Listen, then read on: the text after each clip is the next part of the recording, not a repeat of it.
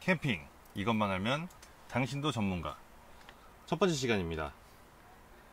제가 이 프로그램을 개설한 이유는 캠핑을 하고는 싶은데 돈은 많이 들 것 같고 생각보다 진입 장벽이 높진 않거든요. 근데 진입 장벽이 높다고 생각하시는 분들이 많이 계실 수도 있을 것 같아서 이 프로그램을 개설을 해봤고요.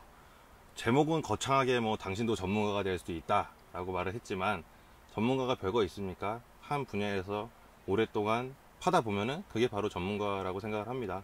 저도 아직 그 수준은 안 되지만 전문가가 되도록 열심히 재밌게 즐기고 있고요. 그래서 캠핑 입문에 필요한 기본적인 내용을 다루는 시간이라고 보시면 될 것 같아요.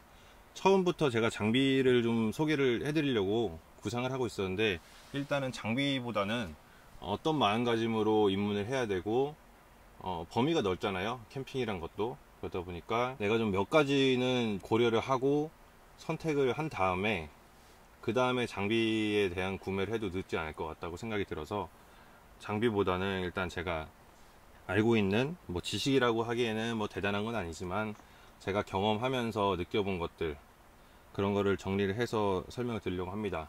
크게는 세 가지로 설명을 드릴 거예요. 그리고 꿀팁, 팁도 좀 드리도록 하겠습니다.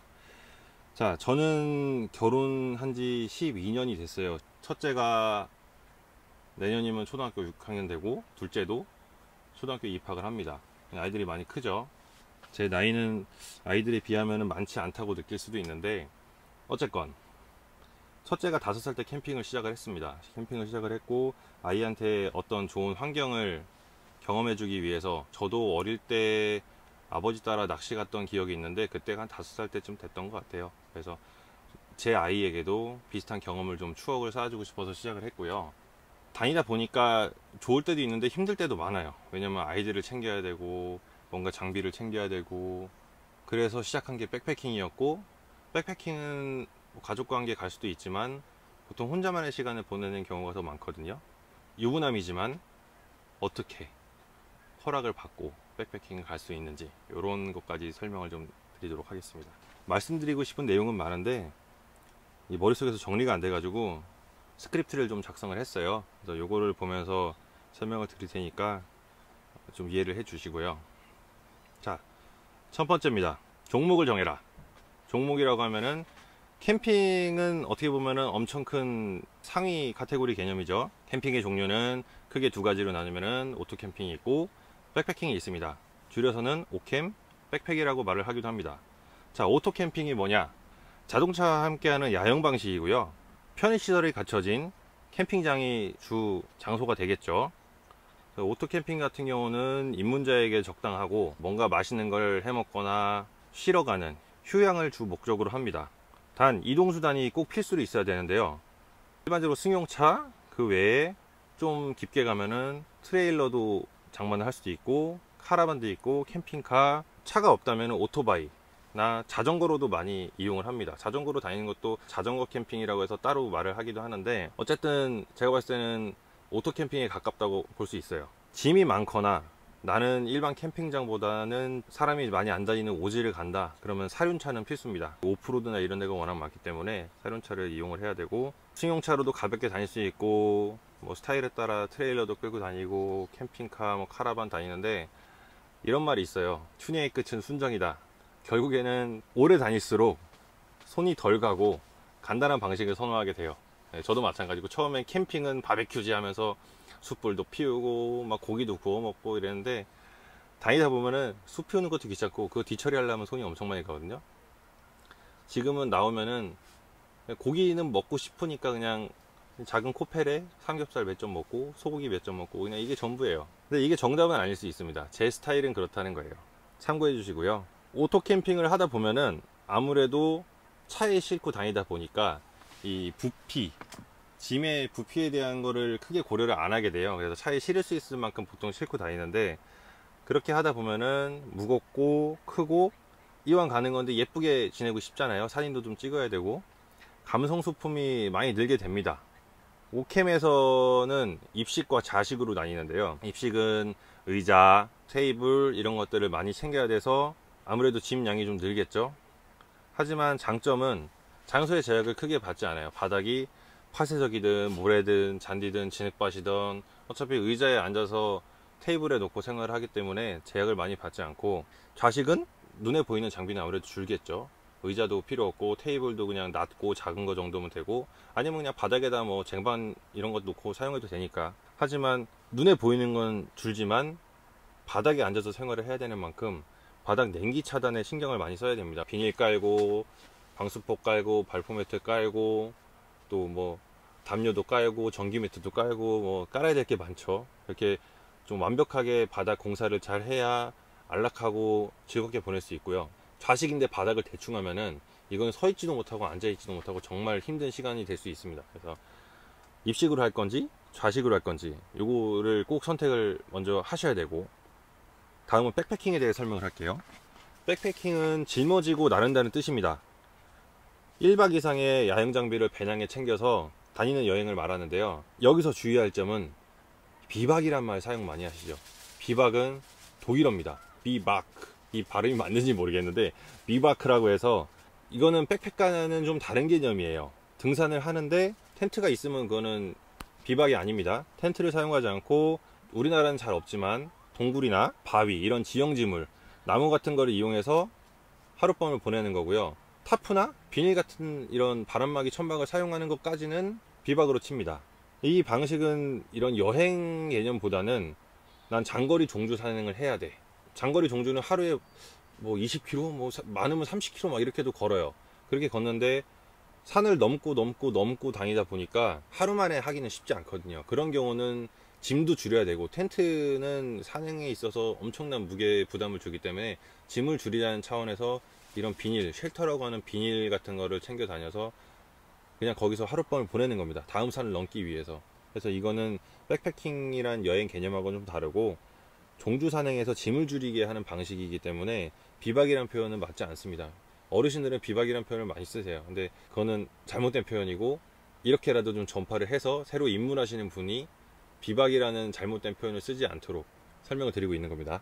백패킹은 단점부터 말씀드릴게요. 불편함이 많아요.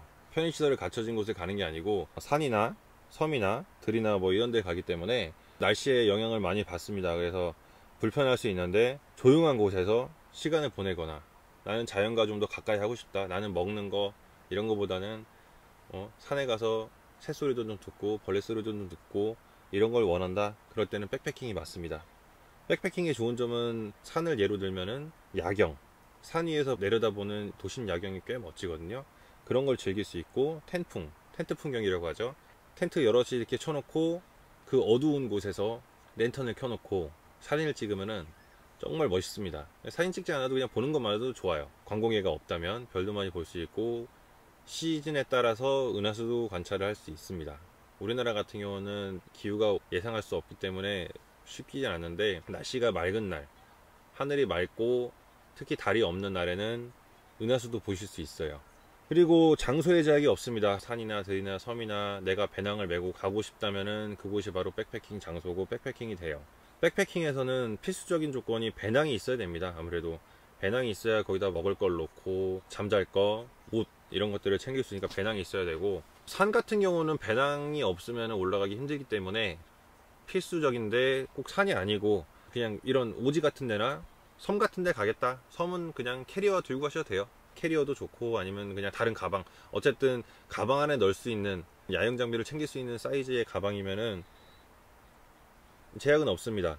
꼭 등에 메고 가야 된다고 해서 백패킹은 아니에요. 저는 그렇게 생각합니다.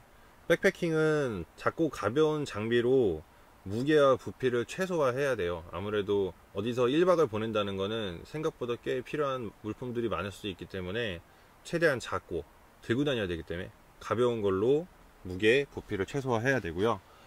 물은 사람에 따라 편차가 있을 수 있는데 1박 기준 인당 한 2리터, 좀 많이 드시는 분은 그 이상을 챙겨야 되고, 2리터 정도 돼야 마실 물도 좀 있고, 뭐 라면을 끓여 먹거나 가능하면은 물이 많이 들어가지 않는 음식을 조리해서 먹는 게 좋긴 한데, 2리터 정도 챙겨야 되고, 만약에 계곡이나 이렇게 물이 있는 곳에서는 무겁게 들고 가지 않아도 되겠죠. 그럴 때는 정수기를 사용을 하시면 됩니다. 정수기가 물보다는 훨씬 가벼울 거예요. 아무리 크고 무거운 걸 챙겨도. 물맛은 좀 차이가 있을 수 있는데, 나는 물을 먹던 걸 먹어야 된다 그러면은 무거워도 드시던 생수를 가져가시고, 나는 물맛 크게 상관없고 그냥 물이면 된다, 배탈나지 않을 정도로 안전한 물이면 된다라고 생각하면은 깨끗한 계곡물 가서 정수기 사용하시면은 드셔도 됩니다. 저도 이상할 줄 알았는데 이게 익숙해지면은 똑같더라고요. 그리고 무게를 줄이는 방법이 하나 더 있습니다.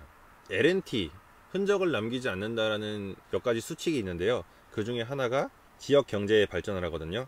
섬이 됐던 산을 가더라도 산에 올라가기 전에 주변에 마을이 있잖아요. 거기서 현재 매식도 방법입니다. 백패킹은 차가 없어도 차로도 다니는 경우가 많긴 한데, 그거는 출발지 입구 정도까지고, 차가 없어도 대중교통으로도 많이 다닐 수 있죠. 짐이 아무래도 부피가 크지 않고 배낭 하나 정도니까 다닐 수 있는데, 다른 승객한테 좀 민폐를 끼칠 수는 있어요. 근데 그분들도 마음을 아는지 모르는지는 저도 장담할 수 없지만, 제가 느끼기에는 뭐 그렇게 싫어하지는 않더라고요. 완전 출퇴근 시간대 만원 버스만 아니면은 시간대를 잘 고려하셔서 대중교통을 이용하는 것도 좋고요. 이런 인천에 있는 섬 같은 데 갈 때는 거리가 좀 멀죠. 저 같은 경우도 파주에서 인천 가려면은 대중교통으로 가기에는 쉽지 않은 거리거든요. 그래서 차량을 이용하게 되는데, 아무래도 1박을 하고 나오면 이틀치의 주차비를 내야 되기 때문에 대중교통으로 충분히 이동이 가능하다 하면은 그런 장소에서는 더 유리합니다. 주차비에 대한 추가 지출을 하지 않아도 되기 때문에. 남해 같은 경우는 남쪽에 있는 섬은 거리가 멀죠. 아래쪽 계신 분들 정말 부러워요. 저는 반대로 아래쪽 계신 분들은 위에 있는 사람 부러워할 수도 있지만, 어쨌든 남쪽에는 좋은 섬이 엄청 많은데 가기가 쉽지 않아요. 저 같은 경우는 단체로 어딜 간다고 할 때 따라가는 편이거든요. 그래서 남해를 갈 때는 인원을 모아서 가는 것도 괜찮고, 혼자 간다면은 아무래도 대중교통이 좋겠죠. 기차를 타거나 아니면 고속버스 등 이용을 해서 다니면 좋고, 단체로 갈 경우는 전세버스를 이용하는 것도 꽤 유리합니다. 그때는 인원이 좀 많아야겠지만 그런 것도 방법이 있다는 걸 말씀드리고 싶은 거고요. 자, 다음은 장비 구매에 대한 유의사항인데, 저는 중복 투자를 매우 싫어합니다. 중복 투자를 피하려면은 장기적으로 바라보고 구매를 해야 돼요. 어떤 말이냐, 가성비 물론 중요합니다. 가격대 성능비가 좋아야지 뭐 무조건 비싼 제품이라고 좋지는 않잖아요. 요즘에는 중요한데, 오래 사용할 제품으로 구매를 해야 중복 투자를 예방할 수 있고요. 제품에 따라 뭐 차이가 있을 수 있는데, 텐트를 고른다고 칩시다. 텐트를 고르는데 10만원짜리 제품이 있고 30만원짜리 제품이 있어요. 3배나 되는 가격이죠. 나는 당장은 돈이 없어, 이 돈을 쓰기가 아까워, 그러면 10만원짜리 구매를 하셔도 돼요. 근데 나는 이미 마음을 먹었고 몇 년이든 매달 한 번이든 그 이상을 다닐 것 같다, 그러면은 당장 부담이 돼도 30만원짜리 제품을 구매하시는 게 맞아요. 왜냐면 10만원짜리 제품을 쓰다 보면은 10만원의 값어치밖에 안 되기 때문에 자주 다닐 경우는 분명히 불편한 게 있고 문제가 생기고, 문제가 생겼을 때 해결 방법이 쉽지 않습니다. 그래서 당장은 부담이 돼도 오래 사용할 제품, 내 눈에 이쁜 제품, 나는 이게 예쁜데 돈이 부족해서 이걸 산다? 절대 즐겁게 다닐 수 없어요. 그러니까 마음에 드는 제품 사셔야 자꾸 딴 생각 안 하게 되고 이 제품에 애정을 갖고 오래 사용할 수 있습니다. 그게 중복 투자를 예방하는 첫 번째 방법이고요. 네, 두 번째는 되팔 때도 손해가 적겠죠. 아무래도 이름 있는 제품을 사는 것과 별로 유명하지 않은 제품을 사는 것, 유명하지 않은 거는 되팔지 못한다고 보시는 게 맞아요. 근데 유명한 제품은 뭐 중고나라 같은 데 검색해 보셔도 많이 알겠지만 거래가 많이 됩니다. 그리고 내가 구매한 가격하고 크게 차이 나지 않게 되팔 수 있어요. 텐트 같은 경우는 솔직히 처음부터 새 거를 구매를 안 하셔도 돼요. 중고나라에서 중고 괜찮은 거 구매하셔서 사용하시다가 되팔아도 같은 값에 되팔 수 있고, 이건 판매자의 능력이지만 거의 손해를 보지 않을 수 있죠. 메이저급의 제품을 사시길 추천드리고, 나는 다른 사람이 쓰던 게 싫다 그러면은 새 거를 구매하시고, 나는 그래도 상관없다, 어차피 텐트라는 거는 내 몸에 막 이렇게 이런 옷이나 이런 거랑 좀 다른 개념이기 때문에 나는 그런 거 상관없다 그러면 중고 텐트 장만하세요. 저 같은 경우도 처음 시작할 때는 중고 텐트, 새 텐트 가격이 100만원도 훨씬 넘는 건데 50만원인가? 절반도 안 되는 가격에 중고 텐트 구매해서 정말 몇 달 잘 썼어요. 그러고 나서 내가 정말 사고 싶은 게 딱 생겼을 때, 그때 저는 부담 없이 이거를 큰 손해 안 보고 되팔고 새 장비를 장만을 했죠. 그리고 장비를 구매하실 때 나는 나중에 백패킹을 다닐 의사가 있다 하면은 장비를 백패킹과 병행 가능한 걸 구매를 하셔야 돼요. 예를 들어 코펠을 구매를 하는데, 경질 코펠입니다. 이 코펠이 경질 코펠은 무게가 상당해요. 두껍고 튼튼하기 때문에. 그래서 막 써도 쉽게 망가지지 않는 장점이 있는데, 이제 무겁기 때문에 백패킹에서는 좀 부담스럽죠. 그래서 백패킹에 다니는 분들 보면은 티타늄을 많이 사용하시긴 하는데, 티타늄도 좀 한계가 있습니다. 이거는 다음 기회에 제가 좀 다뤄볼게요. 티타늄 코펠은 좀 단점이 있고, 경질 코펠 중에서도 부피가 좀 작고 무게는 좀 나가지만 이런 좋은 제품도 있어요. 그래서 구매를 할 때 이런 큰 오캠에서만 쓸 수 있는 코펠을 구매를 하시면은 백패킹을 가야겠다 그러면은 또 장만을 하셔야 돼요. 그러니까 처음부터 너무 크게 잡지 말고 백패킹을 계획을 하고 계시다면은 사이즈도 좀 적당히 내가 먹을 수 있을 만큼의 양, 이 정도 사이즈를 구매를 하시면은 나중에 백패킹으로 전환하셔도 장비 추가 구매 없이 기존 거를 그대로 활용하실 수 있습니다. 오캠 장비를 사면은 백패킹에 병행이 안 되니까 백패킹 장비, 오캠 장비 따로 분리해놓고 사용을 하셔야 돼요. 저도 처음에 캠핑 입문할 때 당장은 못 느꼈지만, 아, 향후 그래도 2년, 3년 지나서는 나도 백패킹을 해봐야겠다 이런 생각으로 구매를 했기 때문에, 컵이나 이런 것들은 비싸더라도 가볍고 작은 거를 구매를 해서 지금까지도 잘 사용을 하고 있습니다. 자, 첫 번째 종목을 정해라는 여기까지고요. 오토캠핑과 백패킹에 대한 설명을 드렸고, 장비 구매에 대한 유의사항까지 제가 첨부로 설명을 드렸습니다. 두 번째, 누구와 함께 할 것인가, 이거 중요합니다. 혼자 아니면 친구, 뭐 애인이 될 수도 있고, 가족은 인원수에 따라 장비 구성이 달라지겠죠. 가족용으로 나오는 세트 장비도 있기 때문에 혼자는 단품으로 구매하시면 되고, 아이 또는 혹시 연세든 부모님과 함께 계획을 하고 계시면은 그때는 오토캠핑입니다. 처음 입문하시거나 아니면은 어린아이들하고 어른들은 불편한 거를 매우 싫어하기 때문에, 젊은 사람들은 불편함을 감수하면서도 즐기죠. 그래서 시설 좋은 오토캠핑장, 뜨거운 물도 잘 나오고 샤워장도 있고, 내가 씻지 않더라도 샤워장이 있는 거랑 없는 거랑은 천지 차이예요. 그래서 그런 시설들, 전기도 좀 들어오고 이런 데 다니시길 추천하고, 인원수에 따라 장비 구성이나 투자할 수 있는 예산이 달라지기 때문에 확실히 정하셔야 돼요. 솔로로 다닐 건지, 친구랑 다닐 건지, 애인이랑 다닐 건지, 아니면은 가족이랑 다닐 건지. 저 같은 경우는 처음부터 3인, 아니다, 둘째가 임신했을 때니까 4인 가족으로 준비를 해서 사용을 했습니다. 세 번째, 가용한 예산에 맞춰 시작해라. 이 얘기가 무슨 얘기냐면은, 아까랑 좀 상반되는 얘기일 수도 있는데, 너무 욕심 부리지 말고 능력 안에서 맞는 거를 구매를 하셔야 돼요. 좀 이상한 얘기죠. 아까는 좀 비싸더라도 좋은 거, 예쁜 거, 내 마음에 드는 거를 사라고 했는데, 그 안에서도 내가 쓸 수 있는 가용한 예산이 있잖아요. 내가 뭐 한 달에 100만 원을 버는데 장비를 뭐 200만 원어치 살 수가 없으니까, 내가 벌 수 있는, 쓸 수 있는 한도 내에서 장비를 구매하셔야 되고, 그렇게 해야 지속적으로 즐기면서 할 수 있습니다. 이 장비라는 게 예산을 정확하게 짜야 돼요. 텐트를 하나 사더라도 10만원짜리 텐트가 있고 1000만원짜리 텐트가 있고 이렇습니다. 이 범위가 넓기 때문에 예산을 정확하게 해야 되고, 제가 제일 기피하는 게 뭐 50만원에 캠핑 장비 세트 맞추기, 100만원에 맞추기, 이런 거 하지 마세요. 절대 비추합니다. 그 금액에 억지로 금액 맞춰서 장비 세트 채워봐야 쓰는 거 있고 안 쓰는 거 따로 있고 어차피 불용품이 생기기 때문에 그렇게 하지 마시고, 일단 내가 쓸 수 있는 예산을 정확하게 정한 다음에, 어차피 캠핑이나 백패킹이나 이런 거는 똑같아요. 집이랑 장소만 다를 뿐, 의식주 똑같기 때문에 옷, 집에 있는 거 입으세요.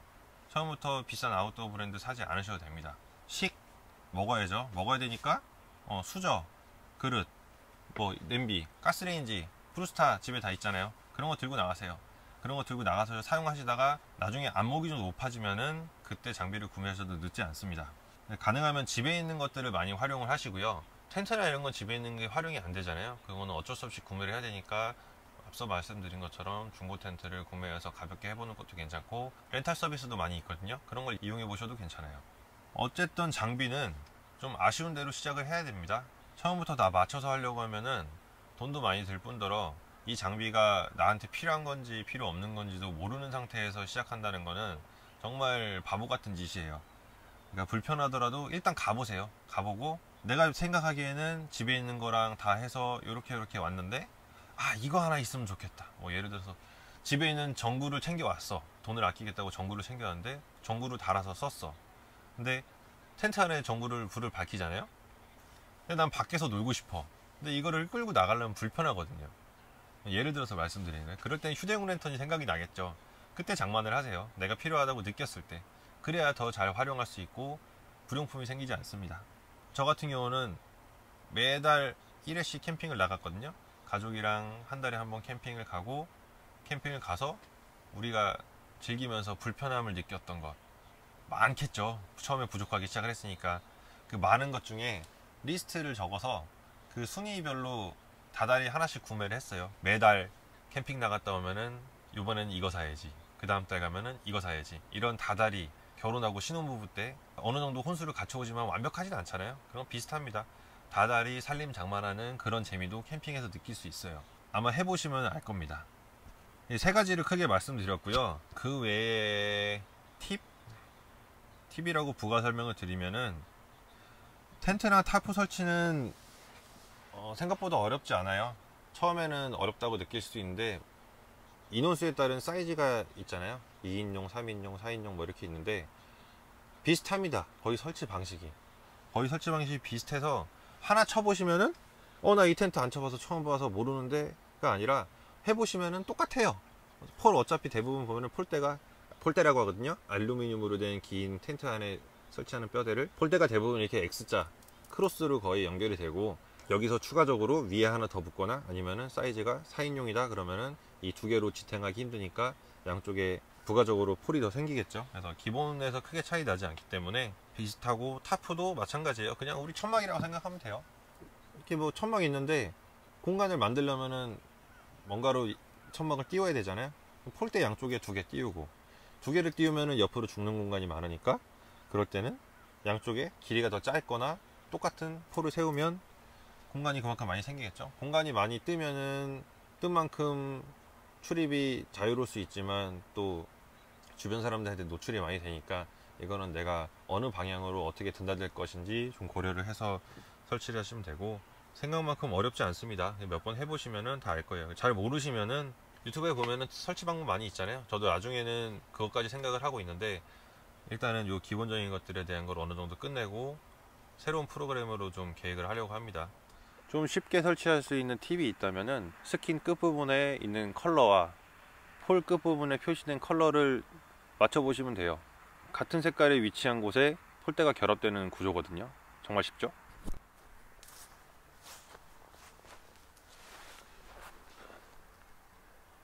캠핑을 오래 더 재밌게 즐기고 싶다면은 다양하게 즐겨야 합니다. 친구와 함께 가는 것도 좋고, 부모님을 모셔가거나 아니면은 회사 동료와 함께 즐기는 것도 방법이에요. 저 같은 경우는 올해는 못했지만 작년까지만 해도 매해마다 한 번씩은 회사 동료들과 캠핑을 가곤 했습니다. 캠핑을 몇 년 다니다 보니까 저희 가족뿐만 아니라 한 10명 이상은 커버할 수 있을 정도의 장비가 생기더라고요. 그래서 마냥 어디를 갈지 고민하는 것보단 누구와 함께 어떻게 보낼지를 계획하고 하시는 것도 정말 괜찮은 방법입니다. 그렇지 않으면 금방 흥미를 잃게 되고 지속적으로 즐길 수 없거든요. 정 함께 할 사람이 없다면 전 여친한테라도 연락해보세요. 전 남친이나.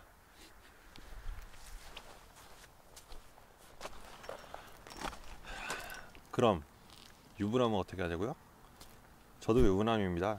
결혼 12년 차죠 벌써. 저 같은 경우는 두 아이들도 있죠. 이번엔 유부남을 위한 꿀팁입니다. 허락을 받고 싶으면은 와이프가 뭐 야근을 했다거나 일이 많아서 너무 힘들어한다, 내가 평소에 하던 일이 아니더라도 내 일처럼 하세요. 집안일은 함께 하는 겁니다. 그런 게 쌓이고 쌓이면은 내가 무언가를 하고 싶을 때 흔쾌히 허락을 해줄 겁니다. 두 번째는 정말 중요한 건데요, 와이프가 친구들 만나러 간다면은 흔쾌히 보내주세요. 나이트를 간다고 해도 가라고 하세요. 쿨하게. 어차피 가도 아무것도 안 됩니다. 당신이 생각하는 것만큼 그렇게 위험하지 않아요. 그렇게 해야 나도 내 시간을 가질 수 있고 서로의 각자의 시간을 존중해주고 즐길 수 있는 거죠.